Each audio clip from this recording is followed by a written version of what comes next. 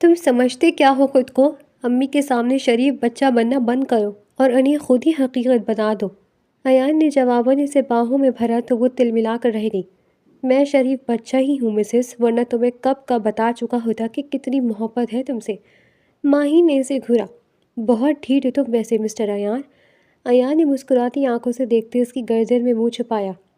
جو بھی بس جانے من تمہارا ہوں، اچھے سے جانتی ہوں نا، بہت دور جا رہا ہوں میں اور بہت سارے دنوں کے لیے، تو اپنے شوہر کے ساتھ اچھے سے بات کرو، اسے محبت ہو، تمہاری قربت مجھے تم سے دور جانے کے بعد بھی دیوانہ بنائے رکھے۔ مخمور لہجے میں بولتا وہ ماہین کے حواس گم کرنے لگا۔ اس کا دل تیزی سے دھڑک رہا تھا۔ ایان، وہ تڑپ کر بولی تھی۔ ایان نے اس کا چہرہ اونچا کرتے اس کے لبوں سے لب لگائے تھے۔ ماہین نے آنکھیں میچ لیں اور بھرپور مزاحمت کی، مگر وہ اس کی مضبوط حصار میں تھی۔ ایان بہت جنونی انداز میں اس کے چہرے کے ایک ایک نقوش کو چوم رہا تھا۔ اس کے ہر انداز میں جنونیت تھی۔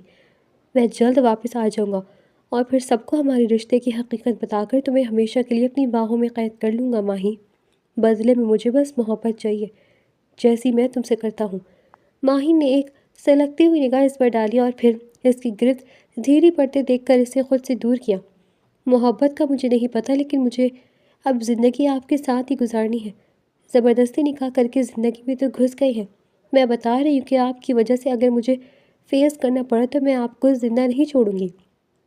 وہ اسے انگلی اٹھا کر وارن کر دی۔ اس کے آفس روم سے نکل گئی۔ ماہین آفس کے اس بڑے سے کمرے میں داخل ہوئی تو دل زور زور سے دھڑک رہا تھا۔ یہ اس کی تیسری انٹرویو کال تھی اور پچھلے دونوں جگہوں پر ایک ہی جملہ سن کر وہ لوٹی تھی کہ ایکسپیرینس نہیں ہے۔ اس نے اپنے سادہ سے کپڑوں پر ایک نظر ڈالی۔ مہنگی نہیں تھی مگر صاف اور سلیقے سے پہنی ہوئی تھی۔ سامنے میز کے پیچھے ایان ملک بیٹھا تھا، کرسی پر اس طرح ٹیک لگا کر جیسے ساری دنیا اسی کی ملکیت ہو۔ اس نے فائل اٹھائے بغیر ہی نظریں اٹھا کر کہا، تو مس ماہین علی ہیں آپ؟ ماہین نے ہلکا سا سر ہلایا۔ جی سر۔ ایان نے اب فائل کھولی اور روایتی سوال شروع کیا۔ آپ کا ایکسپیرینس کتنا ہے؟ یہی سوال سنتے ہی ماہین کے اندر دبی ہوئی چنچلاہٹ باہر آنے کو مچل گئی۔ اس نے ایک لمحہ توقف کیا، پھر نظریں اٹھا کر بہت سنبھلے ہوئے مگر معنی خیز لہجے میں بولی، سر ایک بات پوچھوں؟ ایان نے آئی برو اٹھائے اسے دیکھا۔ سادہ چہرہ کھلتا ہوا، گندمی رنگت اور خوبصورت نقوش کے مالک ہوئی لڑکی ایک لمحے کے لیے اس کی توجہ پوری طرح اپنی جانب کھینچ گئی تھی۔ ایان کی نظروں کو خود پر جمے محسوس کر کے اس نے جواباً ایان کو آنکھیں دکھائی تو وہ سیٹ پہ آ گیا اور خود پر قابو بول پاتے ہوئے بولا، جی محترمہ، پوچھئے پوچھئے۔ ماہین نے ہلکی سی سانس لی اور بولی، یہ ایکسپیرینس آخر اتنا کہاں سے ہے؟ ایان چونکا مگر خاموش رہا۔ ماہین بولتی گئی، جب تک آپ جیسے اونچی کرسی پر بیٹھے لوگ ہمیں نوکری نہیں دیں گے تو ہم ایکسپیرینس فیکٹری میں جا کے بنوائیں گے یا آسمان سے اتاریں گے؟ بتائیں ذرا، مجھے اب سب ہمیں سمجھتے ہیں کہ آپ نے ابھی تو کہیں جاب کی ہوگی تو ہی بزنس کرنے کا ایکسپیرینس ہوا ہے نا؟ اب سب کچھ ماں کے پیٹ سے تو کوئی سیکھ کر نہیں آتا نا؟ وہ کافی جلی بھنی بیٹھی تھی، تبھی جلتے ہوئے اپنی بھڑاس بھی نکالی تھی اور یہ بھی بھول گئی تھی مقابل ایان ملک تھا جو اس کمپنی کا امپائر تھا۔ اس کمپنی میں وہ جاب کے لیے آئی تھی۔ کمرے میں چند سیکنڈ کے لیے خاموشی چھا گئی۔ ایان نے پہلی بار کرسی سیدھی کی۔ اس کی شوق نظریں ایک بار پھر سے اس لڑکی کے چہرے پر ٹھہر سی گئی تھیں۔ یہ جواب اس نے سوچا نہیں تھا۔ ماہی نے بات آگے بڑھائی، سر مجھے معلوم ہے آپ کو پرفیکٹ لوگ چاہیے، لیکن پرفیکشن بھی پہلے دن کسی کو نہیں ملتی۔ میں سیکھ سکتی ہوں، محنت کر سکتی ہوں، اور سب سے بڑی بات یہ ہے کہ میں یہ نوکری شوق سے نہیں مجبوری میں مانگ رہی ہوں۔ اس جملے میں اتنی سچائی تھی کہ ایان کو سوچنا پڑا۔ اس نے فائل بند کی اور قدرے سنجیدہ آواز میں پوچھا، مجبوری؟ کیسی مجبوری؟ مجھے تو آپ کہیں سے بھی بہت مجبور نہیں لگتی۔ آپ نے اچھا لباس پہنا ہوا ہے، آپ کے جوتے بھی اچھی حالت میں ہیں اور آپ کی یہ چادر بھی بہت اچھی لگ رہی ہے۔ اور اس کے خلی کو مکمل توجہ کے ساتھ دیکھتا ہوا بیان کریے تو ماہین پہلو بدل کر رہ گئی۔ کمال کرتے ہیں آپ بھی۔ میں یہاں جاب کے لیے اپلائی کرنے آئی ہوں، کوئی قاضا ہاتھ میں لیے بھیک تو نہیں مانگتی پھر رہی نا؟ جو میری حالت فقیروں جیسی ہو، پھٹے ہوئے جوتے، اوڑے رنگوں والے کپڑے اور کئی دنوں سے منہ دھوئے بنا ہی میں آ جاتی تو آپ کو لگتا کہ میں بہت مجبور ہوں اور آپ مجھے یہ جاب دے دیتے، ہے نا؟ اس کے منہ بنا کر کہنے پر ایان کے لب مسکرائے تھے۔ نہیں مس ماہین، میں تو یہ کہنا چاہ رہا ہوں کہ آپ تو بہت خوبصورت ہیں۔ ماہین نے نظریں جھکا لی۔ ایان کی آنکھوں کے ساتھ ساتھ اس کے لہجے میں بھی کچھ تھا جس نے ماہین کو الرٹ کیا تھا۔ ٹھیک ہے میں جا رہی ہوں، مجھے نہیں کرنی کوئی بھی جاب۔ آپ نہ ان فقیروں کو ہی جواب دیے جو پھٹے پرانے کپڑوں اور جوتوں میں آپ کے سامنے آئے۔ جیسے ہی وہ اٹھ کر جانے لگی تو آیا نے تیزی سے اس کے ہاتھ سے فائل جھپٹ لی تھی۔ تم صرف زبان کی ہی نہیں تیز ہو، پیسے بھی بہت تیز ہو۔ تمہاری ذرا سی تعریف کیا کر لی تم تو اکڑ دکھا رہی ہو۔ مجھے ایسا لگ رہا ہے جیسے تم جاب کے لیے نہیں آئی بلکہ اس امپائر کے مالک کی تم ہو۔ ماہر منہ بناتے ہوئے بیٹھ گئی تھی۔ اللہ نے چاہا تو میرے بھی اپنے کاروبار ہوں گے، اپنے امپائر ہوں گے، تب میں آپ جیسے کو اپنے سیکرٹری کی جاب پر رکھوں گی۔ ہمیشہ کی طرح لاپرواہی لڑکی لاپرواہی سے بولتی ایان ملک کو حیران کر گئی تھی۔ وہ ہکا بکا سا منہ کھولے اس کی بکواس سن رہا تھا۔ ایکسکیوز می مس، آپ جانتی بھی ہیں آپ کس سے بات کر رہی ہیں؟ مجھے لگتا ہے کہ آپ کو یہ جاب نہیں چاہیے۔ ماہین نے اس کی آنکھوں میں دیکھتے ہوئے اسے تقریباً گھورا تھا۔ سر میں آپ کو شکل سے بیوقوف لگتی ہوں کیا؟ آپ نے میری سی وی دیکھی ہے نا، میں کتنی قابل اور لائق فائق اسٹوڈنٹ ہی رہی ہوں۔ جاب کے لیے آئی ہوں مگر آپ ہے کہ اور باتوں میں لگا رہے۔ وہ سارا الزام اس کے سر پر ڈالتی لاپرواہی سے بول رہی تھی۔ ایان ملک نے بے اختیار دانت پیسے تھے۔ اچھا ٹھیک ہے، ساری غلطی میری ہے۔ اب مجھے بتاؤ تمہیں جاب کیوں چاہیے، کیا مجبوری ہے تمہاری؟ سر ماں بیمار ہے، گھر کا خرچ ہے اور کون سے میرے روز کے پارہ کے خرچے ہونے ہیں۔ ایان نے گہری سانس لی۔ یہ لڑکی نہ رو رہی تھی نہ رحم مانگ رہی تھی، بس سچ بول رہی تھی۔ اس نے قلم میز پر رکھا اور بولا، ٹھیک ہے مس ماہین، ہم آپ کو ایک موقع دیتے ہیں مگر یاد رکھیں یہاں غلطی کی گنجائش کم ہے۔ ماہین کی آنکھوں میں ہلکی سی چمک آئی۔ اس نے فوراً کہا، غلطی نہیں کروں گی سر، اور اگر کروں بھی تو سیکھ لوں گی، اور ویسے بھی پہلی غلطی تو معافی کی حقدار ہوتی ہے۔ اس بیچاری کو الزام یہ غلطی کے کھاتے میں نہیں ڈالتے۔ ایان کے ہونٹ پر ہلکی سی مسکراہٹ رینگ گئی تھی۔ یہ پہلی بار تھا کہ کسی انٹرویو میں اسے ایسا جواب ملا تھا۔ ماہین کمرے سے نکلی تو اس کے قدم ہلکے تھے۔ اسے نہیں معلوم تھا کہ یہ نوکری اس کی زندگی بدل دے گی، اور ایان ہی نہیں جانتا تھا کہ جس لڑکی کو اس نے ایک موقع دیا ہے وہ آہستہ آہستہ اس کی کمزوری بننے والی ہے۔ دوسرے دن جیسے ہی وہ آفس میں داخل ہوا تو فرسٹ فلور سے ہی اس لڑکی کو بولنے کی آواز سن کر وہ چونک گیا۔ وہ اس کے اپلائی ہاشم سے نہ جانے کیا بات کر رہی تھی۔ وہ ماتھے پر بل ڈالے اسی طرف گیا۔ مس، ہم تو آپ کو جانتے تک نہیں تو آپ کو کیسے سر کی کیبن میں جانے دے سکتے ہیں؟ آپ برائے مہربانی تشریف لے جائیں۔ ہاشم نے اس لڑکی کا راستہ روکتے ہوئے سخت لہجے میں کہا تھا، جبکہ جواب وہ بل کھا کر رہ گئی تھی۔ میں کہیں نہیں جا رہی، سنا تم نے؟ میں سر ایان سے کل ملی تھی، انہوں نے مجھے خود جاب دی ہے۔ انہوں نے مجھے کہا تھا کہ میں کل سے جوائن کر سکتی ہوں۔ تو آپ کون ہوتے ہیں مجھے ان سے ملنے سے روکنے والے؟ ہٹو میرے راستے سے۔ وہ ہاشم کو دونوں ہاتھوں سے پیچھے کی جانب دھکا دیتے ہوئے آگے بڑھنے والی تھی جب ہاشم نے تیزی سے اس کا ہاتھ پکڑتے ہوئے اسے روکا۔ مس، آپ سے کہا نا کہ آپ نہیں جا سکتی۔ ہاشم کی اس جرأت پر ماہین نے حیرت سے اسے دیکھا اور اگلے ہی پل وہی ہاتھ چھڑوا کر وہ ہاشم کے منہ پر تھپڑ مار چکی تھی۔ کبھی ایان بھی تیز ختم ہونے سے چلتا ان تک پہنچا تھا۔ ہاشم گال پر ہاتھ رکھ کے سرخ آنکھوں سے اس لڑکی کو دیکھ رہا تھا۔ ایان کو دیکھتے ہی وہ نظریں چکائے 2 قدم پیچھے ہوا، جبکہ وہ لڑکی پورے اعتماد کے ساتھ اپنی جگہ پر کھڑی تھی۔ یہ سب کیا ہو رہا ہے یہاں؟ ہاشم، تم ہوش میں تو؟ تمہاری جرأت کیسے ہوئی اس سے ہاتھ لگانے کی؟ وہ سخت غصے میں ہاشم پر چلایا تھا۔ وہ ایان ملک کو اپنی طرف آتا دیکھ کر خود کو پرسکون ہوتا ہوا محسوس کر رہی تھی۔ سر میرا کوئی بھی غلط ارادہ نہیں تھا، میں بس انہیں آپ کے کیبن میں جانے سے روکنا چاہتا تھا۔ میں نے بہت کوشش کی یہ میری بات مان لیں مگر یہ سنتی نہیں، تو مجبور ہو کے مجھے ان کا ہاتھ پکڑنا پڑا، مگر انہوں نے تو مجھے تھپڑ مار دیا۔ ہاشم کے لہجے میں دبا دبا غصہ بھی تھا۔ ایان نے سر اس بات میں ہلایا۔ ہاشم جو بھی تھا تمہیں اس لڑکی کا ہاتھ نہیں پکڑنا چاہیے تھا۔ کوئی بھی لڑکی یہ بات برداشت نہیں کرے گی کہ کوئی بھی غیر لڑکا اسے یوں ہاتھ لگائے۔ خیر مس ماہین، ہاشم کی بھی کوئی غلطی نہیں ہے۔ آپ نے یقیناً ان کی بات سمجھنے کی کوشش نہیں کی ہوگی، اور میں ہاشم کو بہت اچھے سے جانتا ہوں، وہ بہت اچھا لڑکا ہے، اور آئندہ آپ اس طرح کبھی کسی امپلائی پر ہاتھ نہیں اٹھائیں گی۔ میں کسی کی بھی ضد اور انا کے مسئلے کو لے کر اپنے آفس کے ریپوٹیشن پر کوئی کمپرومائز نہیں کروں گا، ٹھیک ہے نا؟ وہ ان دونوں کو وارن کرتا وہاں سے ماہین کو اپنے پیچھے آنے کا اشارہ کرتا اپنے آفس روم کی طرف بڑھا۔ ماہین ہاشم کو آنکھیں دکھاتی ہوئی اس کے پیچھے ہی اس کے آفس روم میں داخل ہوئی۔ وہ اپنے شاندار پرسنالٹی کے ساتھ شاہانہ انداز میں اپنی کرسی پر بیٹھا اور اسے اپنے سامنے بیٹھنے کا اشارہ کیا۔ وہ اسے ایک نظر دیکھتی بیٹھ چکی تھی۔ مس ماہین، میں آپ سے ایک بات کلیئر کر دوں، آپ کا یہ رویہ آفس میں نہیں چلے گا۔ میں تو بالکل برداشت نہیں کروں گا۔ آپ کا مزاج تھوڑا لاپرواہ سا ہے، لیکن مجھے ایک ذمہ دار سیکرٹری اور امپلائی کی ضرورت ہے۔ آپ کو مکمل ذمہ داری کا مظاہرہ کرنا پڑے گا، اور یہ جو آپ منہ پر جواب دیتی ہیں نا، اس سے تھوڑا پرہیز کریں۔ اور ایک بات، جس طرح آج آپ نے ہاشم پر ہاتھ اٹھایا ہے نا، اب دوبارہ ایسی غلطی نہیں کریں گی۔ اگر کوئی بات ہو جاتی ہے، آپ کو کسی سے کوئی مسئلہ ہے، یا کسی بھی ورکر نے، امپلائی نے آپ کے ساتھ بدتمیزی کرنے کی کوشش کی ہے، تو آپ سیدھی میرے پاس آئیں، مجھے بتائیں۔ ماہی نے آنکھیں پھیلا کر اسے دیکھا اور پھر انتہائی نرم لہجے میں بولی تھی، سر، میں آپ کی سبھی باتوں سے ایگری کرتی ہوں، لیکن آپ خود سوچیں، میں ہاشم سر کو نہیں جانتی، وہ کون ہے اور ان کا آپ کے آفس میں کیا کام ہے۔ میں تو بس یہ چاہ رہی تھی کہ وہ مجھے آپ سے ملنے دیں، لیکن وہ تو مجھے یہ بھی نہیں بتا رہے تھے کہ آپ ابھی تک آفس نہیں آئے۔ وہ مجھے غلط طریقے سے ٹریٹ کر رہے تھے، اور پھر انہوں نے میرا ہاتھ پکڑا تو مجھے غصہ آ گیا۔ اگر آپ بھی اس کی جگہ ہوتے تو… اس کے الفاظ ابھی منہ میں ہی لے کے ایان نے اس کی آنکھیں دکھائی تو وہ وہیں خاموش ہو گئی تھی۔ اگر ذرا سی زبان پھسل جاتی تو یقیناً اس کی نوکری خطرے میں پڑ جاتی۔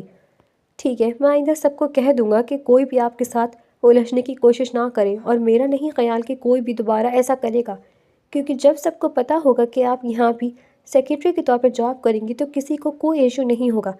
یہاں انفیکٹ سبھی ایک دوسرے کی بہت رسپیکٹ کرتے ہیں، اور یہ ایک دوسرے کے کام میں ہیلپ بھی کرتے ہیں، ایک دوسرے کو سراہتے بھی ہیں، تو آپ کو آفس میں سب سے زیادہ ہیلپ بھی ہاشم سے ہی ملے گی۔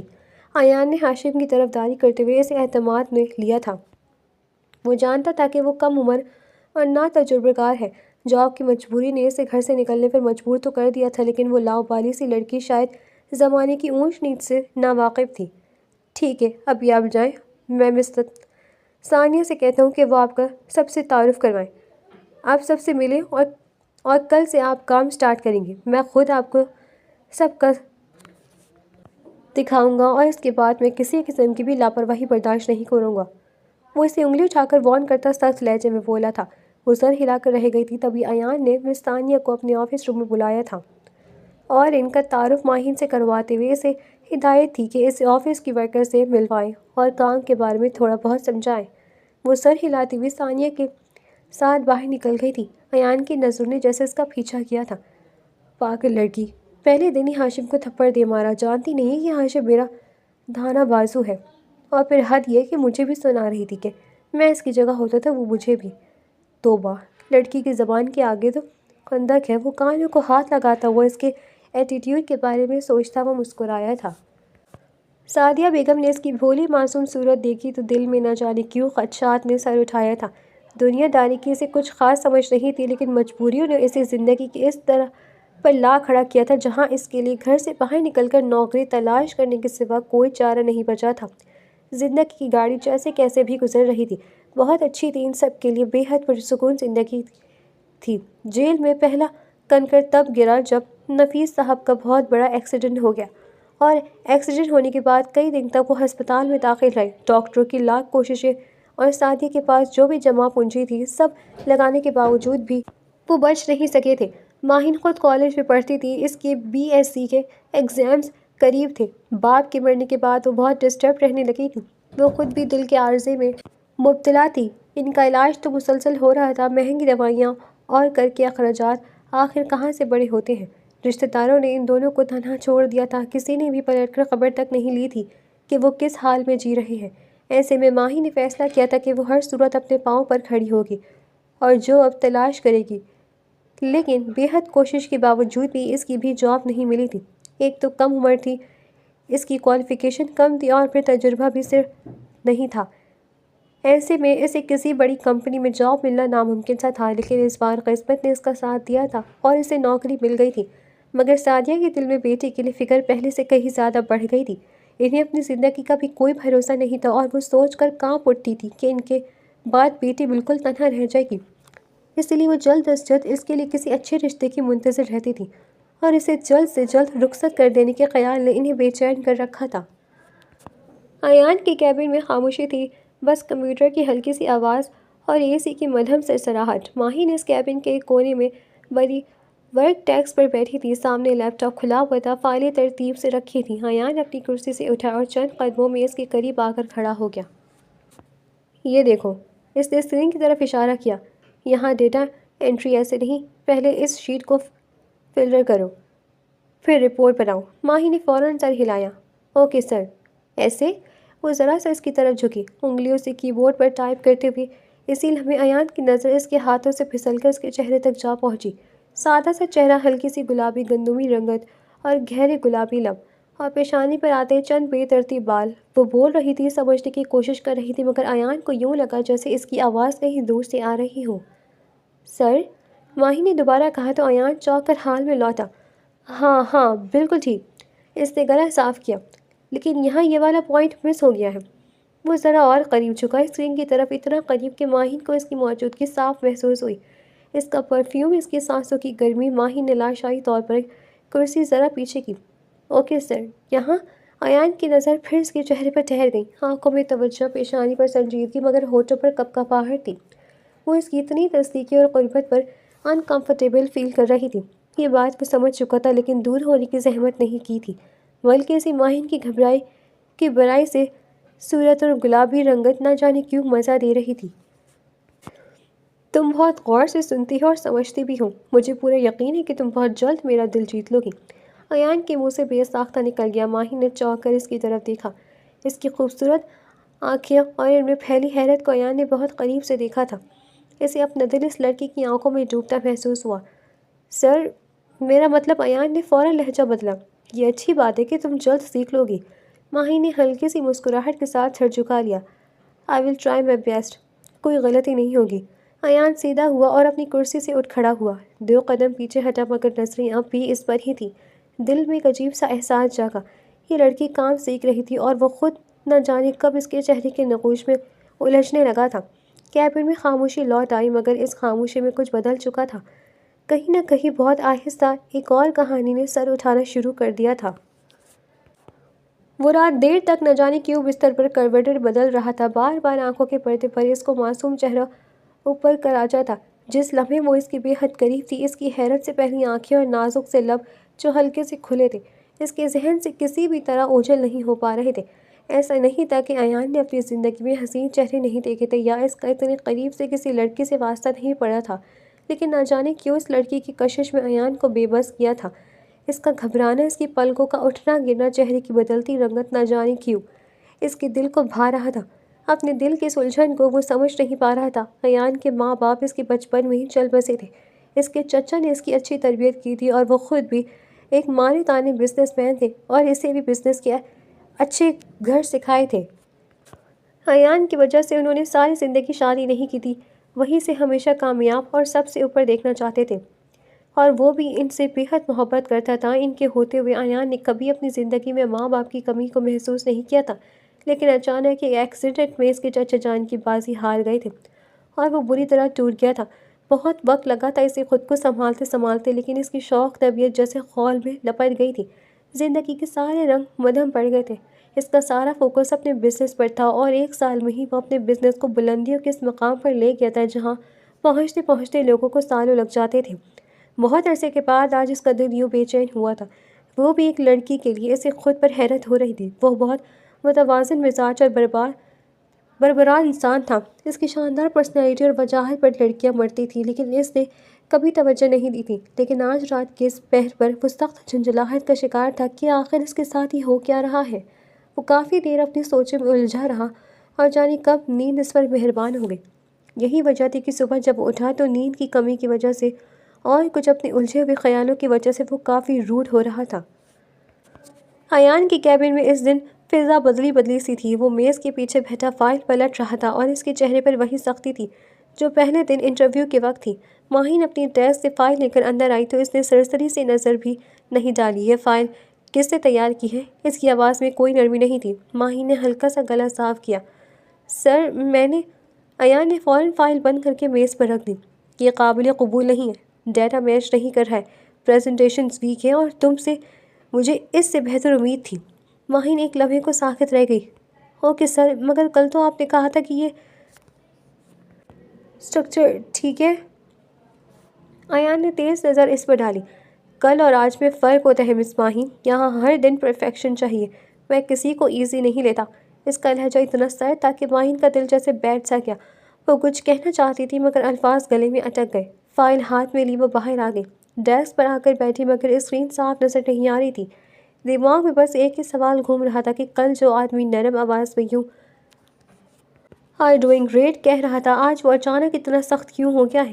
کیا اس نے واقعی کوئی بڑی غلطی کر دی ہے یا ایان جان بوجھ کر ڈسٹینس کریٹ کر رہا ہے؟ وہ کنفیوز تھی، دل تھوڑا سا بھوجل، اور آنکھیں بے اختیار کیبن کے بند شیشے والی دیوار کی طرف اڑ گئیں جہاں ایان دوبارہ فائلوں میں جھکا ہوا تھا، مگر اس کی انگلیاں رکی ہوئی تھیں اور نظریں خالی، جیسے سختی کے پیچھے بھی کوئی الجھن چھپی ہو۔ مگر یہ بات ماہی نہیں جانتی تھی، وہ بس اتنا محسوس کر رہی تھی کہ ایان کا یہ بدلا ہوا رویہ کہیں نہ کہیں اسی خود سے جوڑ کر الجھا رہا تھا۔ کیبن کی شیشے والی دیوار کے اس پار ایان کی انگلیاں آخر کار فائل کے کنارے پر مٹھی کی صورت بند ہو گئی تھیں۔ اس نے کرسی کی پشت سے ٹیک لگائی اور آنکھیں بند کر لی۔ اس کے اندر عجیب سا شور مچا ہوا تھا۔ وہ جانتا تھا فائل اتنی بری نہیں تھی، بلکہ سچ تو یہ تھا کہ وہ فائل ٹھیک تھی۔ مسئلہ فائل نہیں تھا، مسئلہ وہ خود تھا۔ ایان نے گہری سانس لی اور آنکھیں کھول کر شیشے کے پار دیکھا۔ ماہین اپنی ٹیبل پر بیٹھی تھی۔ اسکرین آن تھی مگر وہ بس خالی نظروں سے دیکھ رہی تھی۔ ایک لمحے کو اسے لگا جیسے وہ آنسو روکنے کی کوشش کر رہی ہو۔ یہ منظر ایان کے سینے میں کہیں چبھ سا گیا۔ فوکس ایان، فوکس، اس نے خود سے کہا۔ اسی وقت اس کے فون کی اسکرین روشن ہوئی۔ بورڈ ریمائنڈر پریزنٹیشن 3 ڈے لیزڈ۔ اس نے فون الٹا رکھ دیا۔ پریزنٹیشن کا پریشر، بورڈ کی نظریں اور سب سے بڑھ کر وہ احساس جو پچھلے چند دنوں سے اسے بے چین کر رہا تھا، ماہین کی موجودگی سے غیر ضروری حد تک متاثر کرنے لگی تھی، اور ایان کو یہ بات خود پر سخت ناگوار گزرتی تھی۔ دروازے پر ہلکی سی دستک ہوئی۔ ایان سیدھا ہو کر بیٹھ گیا۔ یس۔ دروازہ کھلا اور اسسٹنٹ اندر آئی۔ سر، کلائنٹ نے فائنینشیل بریک ڈاؤن دوبارہ مانگا ہے۔ ایان نے فوراً پروفیشنل ماسک چہرے پر چڑھا لیا۔ ٹھیک ہے، میں دیکھ لیتا ہوں۔ اسسٹنٹ کے جاتے ہی اس کی نظر پھر سے بے اختیار باہر چلی گئی۔ ماہین اب فائل کھولے کچھ ایڈٹ کر رہی تھی، مگر اس کے ماتھے پر ہلکی سی شکن تھی۔ وہ پوری کوشش کر رہی تھی اور یہ بات ایان کو دکھ رہی تھی۔ کچھ لمحے کی کشمکش کے بعد اس نے انٹرکام اٹھایا۔ مس ماہین۔ دوسری طرف ہلکی سی جھجک کے بعد آواز آئی۔ یس سر۔ ایک سیکنڈ کو ایان خاموش رہا۔ فائل میں جو ڈیٹا میچ نہیں کر رہا وہ سیکشن میرے کیبن میں لے آؤ، ہم ابھی دیکھ لیتے ہیں۔ یہ جملہ سخت نہیں تھا مگر نرم بھی نہیں۔ ماہی نے ایک لمحہ توقف کیا، پھر آہستہ سے کہا، اوکے سر، میں آ رہی ہوں۔ کال ختم ہوتے ہی ایان نے آنکھیں بند کر لی۔ وہ جانتا تھا یہ صرف فائل دیکھنا نہیں ہوگا، وہ بس اس لڑکی کی آنکھوں کے سامنے دیکھنا چاہتا تھا۔ یہ اس فیصلے کو سنبھالنے کی ایک ناکام کوشش تھی جو وہ خود بنا رہا تھا اور شاید خود ہی ٹوٹنے والا تھا۔ چند لمحوں بعد شیشے کے اس پار ماہین اٹھتی نظر آئی۔ فائل سینے سے لگائے ایان نے سیدھا ہو کر بیٹھتے ہوئے خود سے بس اتنا کہا، یہ پروفیشنلزم ہے، بس یہی۔ مگر دل ماننے کو تیار نہیں تھا۔ وہ اس کے سامنے تھی۔ ایان کو دل میں ڈھیروں سکون اترتا محسوس ہوا تھا۔ وہ اسے اس لمحے بہت پیار سے سمجھا رہا تھا اور یہی وجہ تھا کہ ماہین بھی خود کو ریلیکس محسوس کر رہی تھی۔ ایک تھکا دینے والے دن کے بعد ماہین گھر آئی تو سامنے صحن میں اس کی ماں ایک اجنبی عورت کے ساتھ بیٹھی ہوئی تھی۔ ایک نظر میں ہی وہ سب کچھ سمجھ گئی۔ دل بے اختیار بیٹھ سا گیا۔ یہ یقیناً اس کے لیے کوئی رشتہ ہوگا۔ اس نے آہستہ سے سلام کیا اور بغیر کچھ کہے اندر کی طرف بڑھ گئی۔ کمرے میں قدم رکھتے ہی اس کی پریشانی اور بڑھ گئی۔ وہ شادی نہیں کرنا چاہتی تھی، کم از کم ابھی تو نہیں۔ وہ بس اپنی زندگی میں اپنے پیروں پر کھڑا ہونا چاہتی تھی، اپنی ماں کا اچھے سے علاج کروانا چاہتی تھی، مگر انہیں تو بس اس کی شادی کی فکر تھی، جیسے اس کی باقی تمام ذمہ داریاں اور خواب معنی نہیں رکھتے۔ اگلے دن آفس میں وہ اپنی ٹیبل پر بیٹھی تھی۔ نیند کی کمی کی وجہ سے اس کی آنکھیں تھکی تھکی سی تھیں۔ اس نے پوری کوشش کی تھی کہ آج فائل مکمل کر کے ایان سر کی میز پر آنے سے پہلے رکھ دے، مگر وہ اپنے کام پر فوکس نہیں کر پا رہی تھی۔ وہ ایک بہت ہی ٹیلنٹڈ لڑکی تھی، ایک ہی دفعہ سمجھانے پر وہ کام کو بہترین طریقے سے کر لیتی تھی، لیکن آج وہ اپنی سوچوں میں اتنی گم تھی کہ فائل کے الفاظ اس کے لیے دھندلا لگے تھے۔ وہ فوکس نہیں کر پا رہی تھی۔ اتنے میں ایان آفس کے روم میں داخل ہوا تھا۔ اس کی تیز پرفیوم کی دل فریب مہک بھی ماہین کی توجہ نہیں کھینچ سکی۔ ایان نے ایک نظر اس کے حسین چہرے کی طرف ڈالی اور پھر ہلکی سی مسکراہٹ کے ساتھ ٹیبل پر ہی بیٹھ کر اسے دیکھنے لگا۔ وہ دونوں ایک ہی کیبن میں تھے اور ایان کی موجودگی جیسے لمحے کو کچھ اور ہی کشش دے رہی تھی۔ وہ گمسم سی بیٹھی، اس کے دماغ میں مختلف خیالات کا طوفان تھا، لیکن ایان کو اس کی معصومیت پر بے پناہ پیار آیا۔ وہ بے خودی میں چلتے ہوئے اس کے بالکل قریب کھڑی ہو گیا۔ ایان نے فائل لینے کی کوشش کی اور اس کا ہاتھ ماہین کے نازک ہاتھ سے ٹکرا گیا۔ وہ لمحہ دونوں کے لیے چونکا دینے والا تھا۔ ماہین نے آنکھیں پھیلائی اور حیرت سے اپنے قریب کھڑے ایان کو دیکھا اور فوراً بولی، سر، آپ مجھ پر نظر رکھے ہوئے کہ میں کام کر رہی ہوں یا نہیں؟ ایان نے ہلکی سی مسکراہٹ کے ساتھ کہا، نہیں، تمہیں کیا لگتا ہے؟ میں تمہارے کام پر نظر رکھ رہا ہوں، میری نظریں تم پر ہیں ماہی۔ ماہین کا تمہارے حیرت کے منہ کھل گیا۔ وہ ہلکی سی الجھن کے ساتھ بولی، سر آپ مجھ پر نظر رکھ رہے ہیں یا میرے کام پر؟ ہاشم نے آپ کو بتانا نہیں، میرا ہاتھ بہت بھاری ہے۔ ایان نے ہلکا سا مسکرایا اور قریب آ کھڑا ہوا۔ ماہین اس نزدیکی پر گھبرا سی گئی۔ سر آپ تھوڑا دور رہ کر بات نہیں کر سکتے کیا؟ یا آپ کو لگتا ہے کہ میرے ساتھ کوئی میگنیٹ لگا ہے؟ ایان نے اس کی بات پر ہنسی ضبط کرتے ہوئے ایک قدم پیچھے ہٹایا، مگر نظریں اب بھی اسی پر جمی تھیں۔ میگنیٹ نہیں، کشش ہوتی ہے ماہی۔ اس کی آواز میں ہلکی سی شرارت گھل گئی۔ ماہین کے دل کی دھڑکنیں تیز ہو گئیں۔ اس نے فوراً فائل سینے سے لگا لیا اور خود کو سنبھالتے ہوئے بولی، سر یہ آفس ہے، یہاں کشش نہیں، کام چلتا ہے۔ ایان نے اب کی بار سنجیدگی اوڑھ لی تھی۔ فائل کی طرف ہاتھ بڑھایا مگر اس بار فاصلے کا خیال رکھا۔ اس لیے تو دیکھ رہا ہوں کہ تم کام پر ہو یا نہیں۔ وہ دھیمے لہجے میں بولا، لیکن ماننا پڑے گا تم کام میں بھی اتنی ہی مگن ہوتی ہو جتنی باتوں میں تیز۔ ماہی نے ایک گہرا سانس لیا، فائل اس کے حوالے کی اور نظریں جھکا لی۔ کام مکمل ہے سر، اگر کوئی کمی ہو تو بتا دیجیے گا۔ ایان نے فائل الٹ پلٹ کر دیکھی، پھر نظریں اٹھا کر اس کی طرف دیکھتے ہوئے کہا، کمی تو ہے۔ ماہین گھبرا گئی۔ کیا؟ وہ مسکرایا، کافی کی اتنی محنت کے بعد ایک کپ بنتا ہے۔ ماہین کے چہرے پر بے اختیار مسکراہٹ آ گئی، مگر فوراً خود کو سنبھال کر بولی، سر فائل ٹھیک ہے تو جا سکتی ہوں کیا؟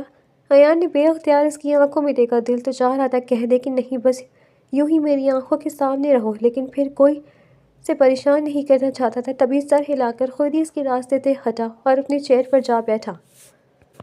ماہین سر جھکائے خود کو مصروف ظاہر کرنے لگی تھی۔ آج جب وہ گھر آئی تو سعدیہ خلاف معمول بہت خوش تھی۔ ان کا چمکتا چہرہ دیکھ کر وہ خود بھی خوش محسوس کر رہی تھی۔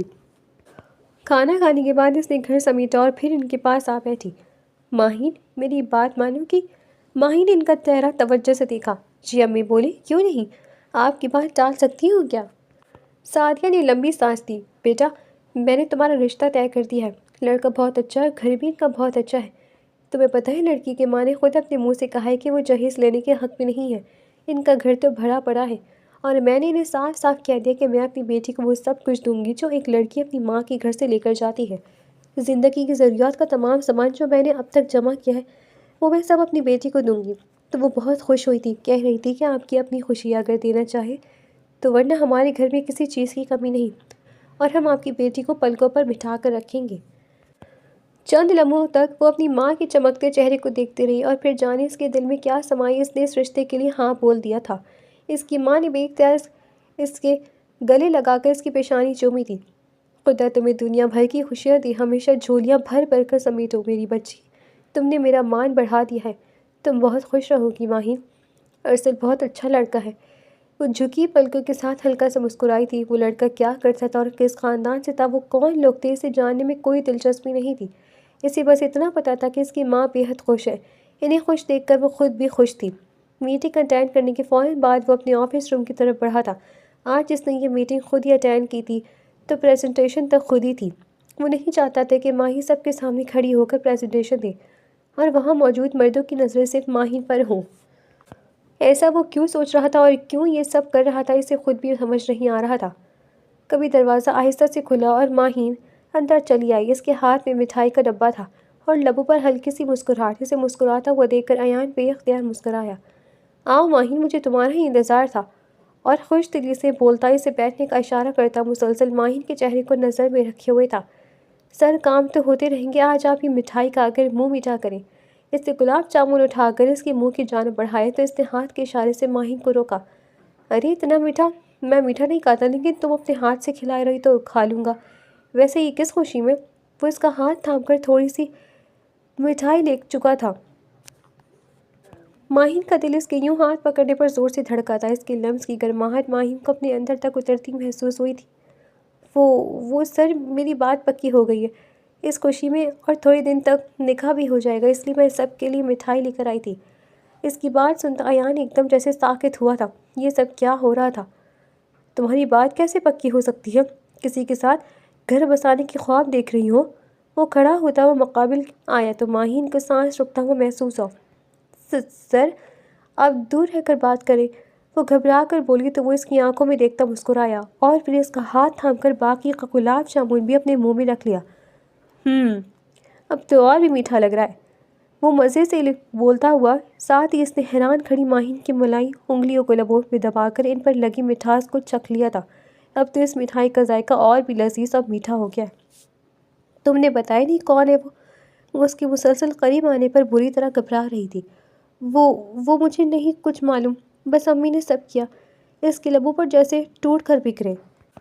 ایان مسکراہٹ لبوں پر دباتا اس سے دور ہوا تو ماہی نے خود کو جیسے زندہ تصور کیا۔ میں جاؤں؟ اس کے پوچھنے پر وہ لاپرواہی سے اسے جانے کا اشارہ کرتا بیٹھا۔ وہ تیزی سے آفس روم سے نکلی تھی۔ وہ تیزی سے آفس سے نکل کر دل ابھی تک بے قابو دھڑک رہا تھا۔ دروازہ بند ہوتے ہی اس نے دیوار کا سہارا لیا، گہری سانس لی، مگر گھبراہٹ کم نہ ہوئی۔ انگلیوں پر اب بھی اس لمس کی حرارت باقی تھی جسے وہ جھٹلانا چاہتی تھی۔ خود کو سنبھالتے ہوئے اس نے دوپٹہ درست کیا۔ ادھر ایان کرسی پر ٹیک لگائے بیٹھا تھا۔ اس کی نظریں بند دروازے پر جمی رہیں۔ لبوں پر وہی ہلکی سی مسکراہٹ ٹھہری ہوئی تھی، مگر آنکھوں میں کچھ اور تھا، کچھ ایسا جو بے نام سی بے چینی کو جنم دے رہا تھا۔ اس نے آہستہ سے سانس خارج کی، میز پر پڑی فائل کو بند کیا اور نظریں چھت پر گاڑ دیں۔ بات پکی ہو گئی ہے، یہ جملہ اس کے ذہن میں گونجتا رہا جیسے کسی نے دل کے بیچوں بیچ دستک دے دی ہو۔ 2 دن مزید خاموشی کی نظر ہو گئی تھی۔ ایان بزنس کے حوالے سے دوسرے شہر گیا ہوا تھا اور شکر کر رہی تھی کہ وہ بھی اس کے سامنے نہیں آ رہا تھا، ورنہ ماہین کا اس کے بارے میں سوچ سوچ کر جو حال تھا، اگر وہ اسے سامنے دیکھ لیتی تو یقیناً وہ سمجھ جاتا کہ وہ اس سے خوفزدہ ہو رہی ہے۔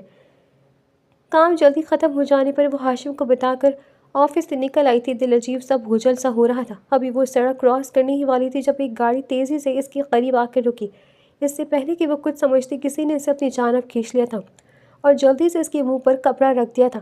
اس کی آنکھیں جب کھلی تو اس نے خود کو نرم بستر پر پایا تھا۔ اسے جیسے ہی سب منظر یاد آئے تو تڑپ کر اٹھی۔ اسے یقین نہیں آ رہا تھا کہ وہ اغوا ہو چکی ہے۔ یا اللہ، میری تو کسی سے دشمنی بھی نہیں۔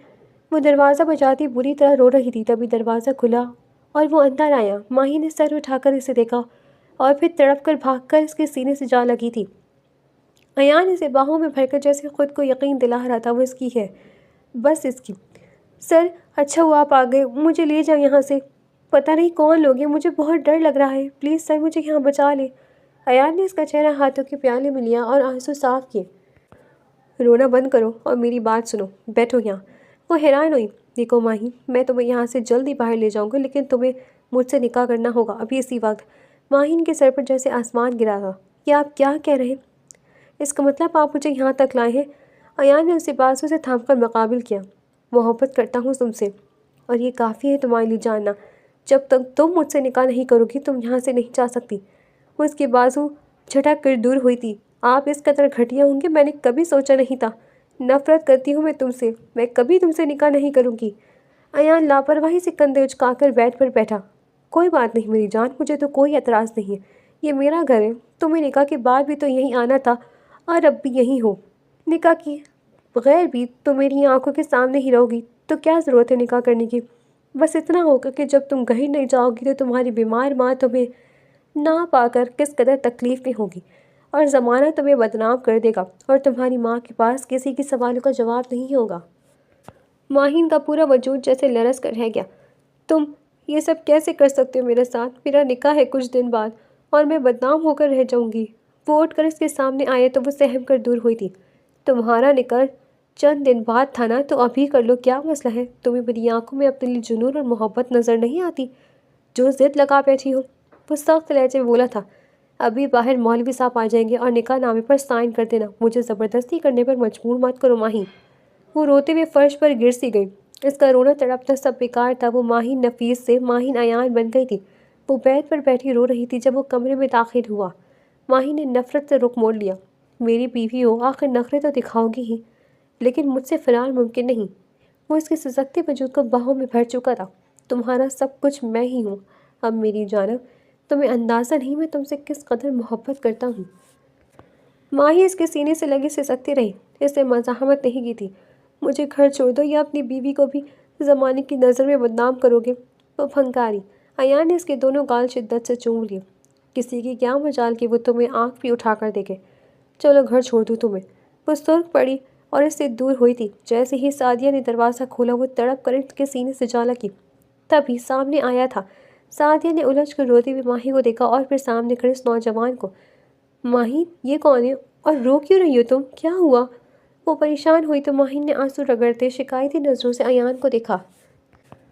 یہ ایان سر ہے، انہی کے آفس میں کام کرتی ہوں، بس آج راستے میں کچھ گنڈے میرے پیچھے پڑ گئے تھے تو انہوں نے مجھے بچایا اور پھر خود گھر تک چھوڑنے آ گئے۔ اس نے سعدیہ کے دل کو تسلی دینے کے لیے جھوٹ تو بول دیا تھا، لیکن ایان کے لیے پہلے اس کی آنکھوں میں جو نفرت تھی اس نے ایان کو ایک لمحے کے لیے پریشان کر دیا تھا۔ سعدیہ نے فوراً اس کے لیے راستہ چھوڑا تھا۔ بیٹا اندر آ جاؤ، تم نے تو آج مجھے غریب پر بہت بڑا احسان کیا ہے، ایسے باہر مت کھڑی رہو۔ اسے انتہائی عزت کے ساتھ گھر کے اندر لے آئی تھی جبکہ وہ اپنے کمرے میں بند ہو گئی تھی۔ ایان اور سعدیہ کے بیچ کیا کیا باتیں ہوئیں وہ انجان تھی۔ اگلے دن وہ آفس نہیں گئی تھی، یوں نہیں دیر تک بستر پہ پڑی رہی تھی۔ ماہی اٹھ جاؤ، وہ تڑپ کر بستر سے نکلی تھی۔ ماہی تو اسے وہی دشمن جان بلاتا تھا۔ سامنے سعدیہ کو دیکھ کر وہ پھر سے بستر میں گھس گئی تھی۔ امی مجھے آج کے دن کچھ مت کہیں، بس سونے دے۔ سعدیہ خاموشی سے کمرے سے نکل گئی تھی جبکہ وہ جو دروازے کے قریب کھڑا تھا اس کے قریب بیٹھا اور اس کے بکھری زلفوں کو سہلایا۔ ماہین کو سکون کا احساس ہوا تھا۔ امی بہت سکون مل رہا ہے، لیکن ابھی میں اکیلے رہنا چاہتی ہوں۔ آپ، اس کے الفاظ منہ میں ہی رہ گئے جب کمبل سے سر نکالتی وہ اسے سامنے دیکھا، ہکا بکا رہ گئی تھی۔ آپ گھر میں کیسے داخل ہوئے؟ ایان مسکرایا۔ دروازے سے آیا ہوں محترمہ۔ وہ اس کے کھلے لمبے بالوں کی لٹ کو انگلی پر لپیٹ کر بولتا ماہین کو زہر لگا تھا۔ ایان نے پہلی بار اسے یوں کھلے بالوں میں دیکھا تھا اور اس کا یہ روپ ایان کو بے خوف کر رہا تھا۔ ماہین نے دور ہو جانا چاہا تو وہ اس کی لٹ کھینچ کر اسے اپنے قریب کر گیا، اس کی کمر پہ ہاتھ ڈال کر باہوں کے حصار میں لیا تھا۔ آپ چلے کیوں نہیں جاتے؟ میری زندگی کو کیوں جہنم بنا رہے ہیں؟ اگر امی نے آپ کو یہ حرکتیں کرتے دیکھا تو چپل سے ماریں گی۔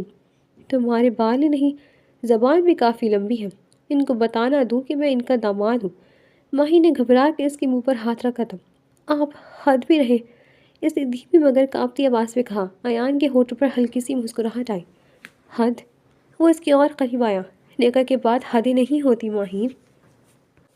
اس کے دل میں ایک جھٹکا سا لگا، وہ کچھ نہ کہہ سکی، بس خاموش ہو گئی۔ اس نے جان بوجھ کر ماہی کو اور قریب کھینچا، اتنا قریب کہ دونوں کے درمیان سانسوں کا فاصلہ بھی ختم ہو گیا۔ ایان نے اس کا نازک ہاتھ تھام کر چوم لیا۔ ماہی نے بے اختیار اس کے سینے پر ہاتھ رکھ دیا، روکنے کے لیے یا شاید خود کو سنبھالنے کے لیے۔ اگلے ہی لمحے وہ خود چونک گئی، اس کے دل کی دھڑکن بے قابو ہو چکی تھی۔ ایان ٹھٹک گیا، اسے وہ دھڑکنیں صاف محسوس ہو رہی تھی، تیز بے ترتیب۔ اس نے جھک کر اس کی آنکھوں میں دیکھا اور پہلی بار اس کی آنکھوں میں ضد کے ساتھ حیرت بھی تھی۔ لگتا ہے تمہارا دل تمہاری زبان سے سچ زیادہ بولتا ہے، وہ آہستہ بولا۔ نہیں، ماہی نے فوراً نظریں چرائیں۔ آپ غلط سمجھ رہے ہیں۔ وہ لمحہ ایسا تھا جہاں دونوں ہی اپنی غربت سے گھبرا گئے تھے۔ ماہی نے خود کو سمیٹتے ہوئے سر جھکا لیا۔ آپ یہاں سے جائیں، امی آ گئی تو؟ امی کا ہی تو خیال ہے نا؟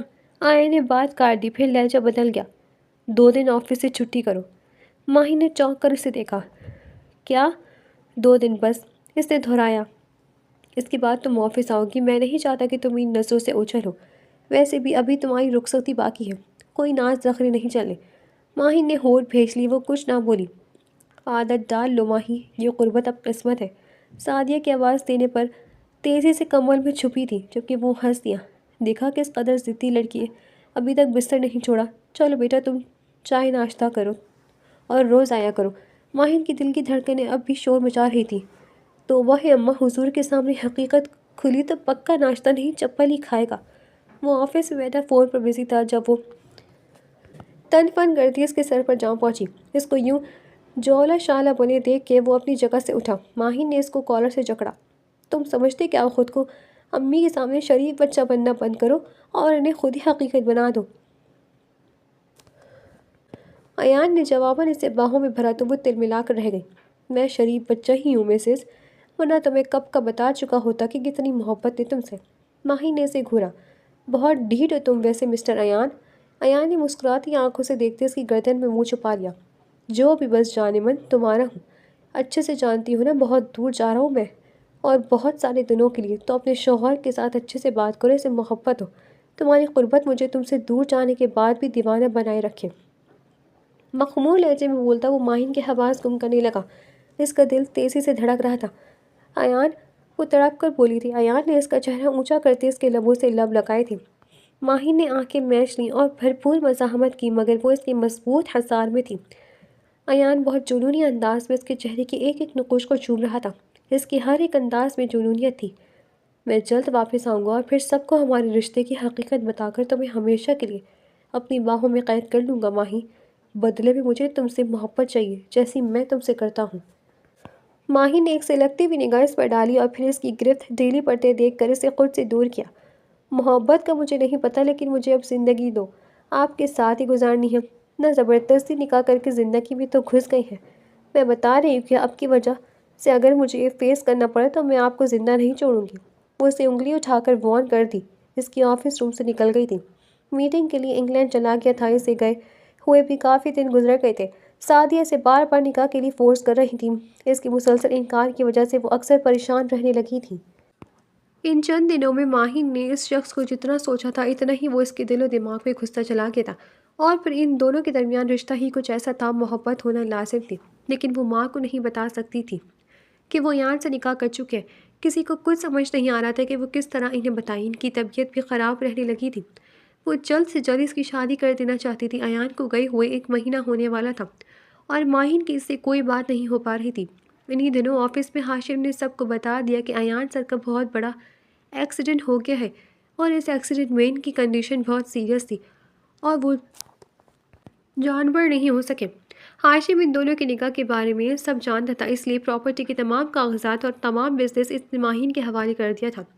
ہاشم کے ہوتے ہوئے ایان کی پراپرٹی اور بزنس پر کوئی دوسرا قابض کیسے ہو سکتا تھا؟ وہ قانونی طور پر اس کی بیوی تھی، تو سب کچھ اسے ملنا تھا۔ ماہین کو ایسا لگا جیسے اس کی پوری دنیا ہی اندھیر ہو گئی ہو، اس کی حالت رو رو کر خراب ہو گئی تھی، اسے یقین نہیں آ رہا تھا کہ وہ شخص اسے یوں بھی چھوڑ کر جا سکتا ہے۔ سعدیہ اس کی رونے کی وجہ پوچھتی تو وہ یہ کہہ کر ٹال دیتی، امی کچھ نہیں، بس ایک دوست تھی، اس کی ڈیتھ ہو گئی ہے تو بس۔ 2 ماہ مزید گزر گئے تھے، دھیرے دھیرے اس میں خود کو سنبھال لیا تھا۔ ایان کا سارا بزنس اور باقی کے چھوٹے موٹے کاروبار جو اس نے ابھی سٹارٹ ہی کیے تھے، وہ اور ہاشم اچھے سے دیکھ رہے تھے۔ ماہی نے ایان کی دولت میں سے ایک پیسہ بھی خود پر خرچ نہیں کیا تھا۔ ان 2 ماہ میں اس نے اپنی سیلری ہی لی تھی۔ دنیا میں کچھ لوگ ایسے بھی ہوتے ہیں نا، جو زبردستی خود سے محبت کرنے پر مجبور کرتے ہیں۔ ایان بھی انہی لوگوں میں سے تھا۔ اس کے دل کو محبت سے بھر کر وہ اس کی دنیا کو ایک دم سے اپنے وجود سے خالی کر گیا تھا، اور وہ خالی وجود اور خالی دل لے کر کہاں جاتی، دنیا سے چھپ چھپ کر۔ وہ رات بھر روتی اور دن کے اجالے میں وہ ایک مضبوط ماہی بن جاتی۔ سعدیہ اس کی جلد سے جلد شادی کر دینے کے حق میں تھی۔ ماہی مجھے سچ سچ بتا دو، کیا بات ہے، تم کیوں اس رشتے کے لیے منع کر رہی ہو جبکہ تم پہلے بہت خوش تھی؟ اس کی ماں نے پاس بٹھاتے ہوئے اس سے پوچھا تو وہ پھوٹ پھوٹ کر رو دی۔ امی مجھے مجبور مت کرے، میں کسی سے شادی نہیں کر سکتی، پلیز خدا کے لیے مجھے اکیلا چھوڑ دے، میں جس کرب سے گزر رہی ہوں دعا کرے مجھے نجات مل جائے۔ سعدیہ نے اسے تڑپ کر سینے میں چھپا لیا تھا۔ میری بچی مجھے بتاؤ کیا ہوا ہے، کیوں خود کو تم نے ہلکان کیا ہوا ہے؟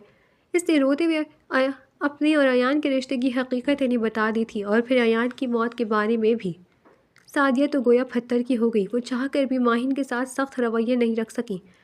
جو کچھ بھی ہوا بس ایک برا خواب سمجھ کر بھول جاؤ ماہی، سمجھو کہ ایان تمہاری زندگی میں کبھی آیا ہی نہیں تھا۔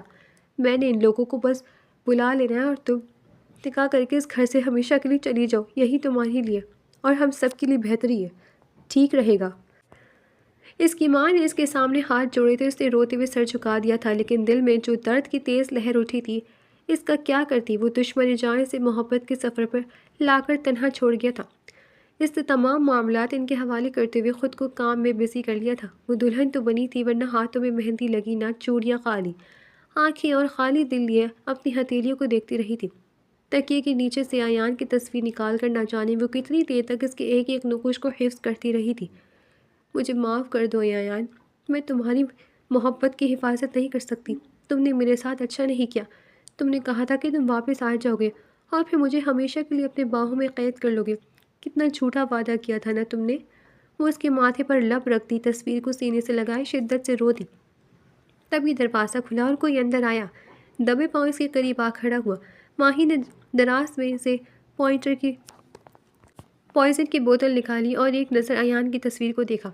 میں کسی اور کی نہیں ہو سکتی، اگر یہ ممکن نہیں تو پھر یہ زندگی، یہ سانسیں کیوں ہیں؟ یہ دل تو اب کے نام دھڑکتا ہے، سیکھ گیا ہے، تو پھر کوئی دوسرا کیوں؟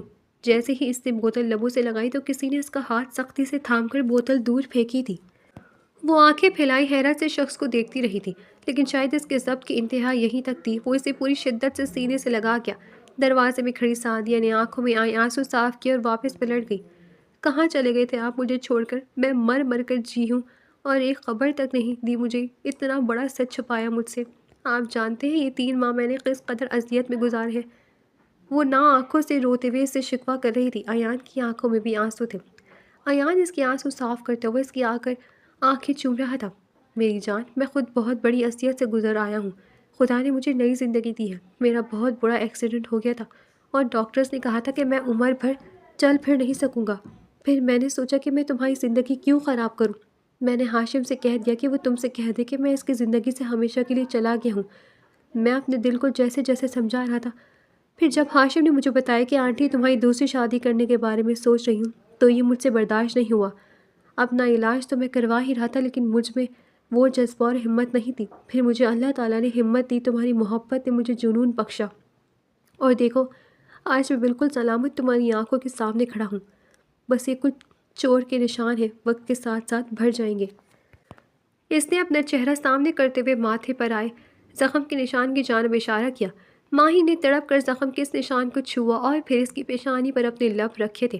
ماہین کے لب اس کی پیشانی سے ہٹے تو ایان نے جیسے سانس لینا بھول گیا ہوں۔ اگلے ہی لمحے اس نے ماہین کو اپنے بازوں میں سمیٹ لیا۔ اس کی گرفت میں وہ ساری شدت تھی جو برسوں کے درد اور محبت نے جنم دی تھی۔ اس نے آہستہ سے ماہین کا چہرہ اوپر اٹھایا، نم آنکھوں میں جھانکا اور اس کے ماتھے پر وہی لمس لوٹا دیا جو ماہین نے لمحہ بھر پہلے دیا تھا۔ پھر اس کے لب اس کی آنکھوں پر ٹھہرے جیسے ہر آنسو کا قرض چکا رہا ہو۔ ماہین کی پلکیں خود بخود جھک گئیں۔ ایان نے اس کے بالوں میں انگلیاں پھیری اور سر اس کے سر پر رکھ دیا۔ وہ ایک دوسرے میں مکمل ہو چکے تھے۔ کچھ محبتیں لفظوں کی محتاج نہیں ہوتی، بس ساتھ کافی ہوتا ہے۔ وہ جانتے تھے کہ یہ ساتھ عمر بھر کا ہے۔ ڈیئر ریڈرز، یہ تھا آج کا ہمارا مزیدار اور انٹرسٹنگ ناول، اور اسی طرح کے انٹرسٹنگ اینڈ رومانٹک ناولز سننے کے لیے آپ ہمارے چینل کو سبسکرائب کریں، ویڈیو کو لائک کریں اور کامنٹ میں اپنی رائے کا اظہار ضرور کریں۔ اللہ حافظ۔